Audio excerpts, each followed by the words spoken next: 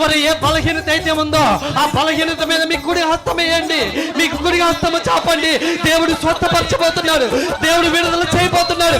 ఒక బలమైన కార్యము నీలో ఉన్న ప్రతి బలహీనత, ప్రతి విడుదల విడుదల విడుదల విడుదల కలుగుగాక. ఒక విడుదల జరగబోతుంది. దేవుని స్తుతించండి, దేవుని స్తుతించండి. ఎవరు ఏ బలహీనతతో వచ్చారో, ఏ ఇబ్బందితో ఉన్నారో, నీ కుడి హస్తము చాపి అక్కడ పట్టుకోండి.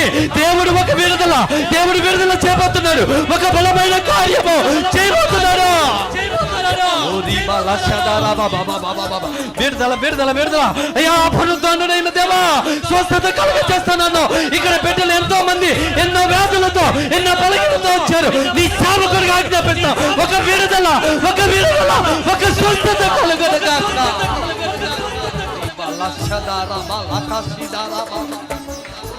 హల్లెలూయా హల్లెలూయా. స్తుతిద్దాం స్తుతిద్దాం, దేవుణ్ణి స్తుతిద్దాం. నాకు విడుదల కావాలయ్యా, నాకు స్వస్థత కావాలయ్యా. విడుదల జరగాలి, విడుదల జరగాలి అయ్యా. 15 సంవత్సరాల నుంచి, 12 సంవత్సరాల నుంచి, 20 సంవత్సరాల నుంచి నీలో ఉన్న బలహీనత పోవాలంటే అడుగుదాం అడుగుదాం. దేవుని గణపరుద్దాం, దేవుని స్తుతిద్దాం. ఒక విడుదల జరగబోతుంది.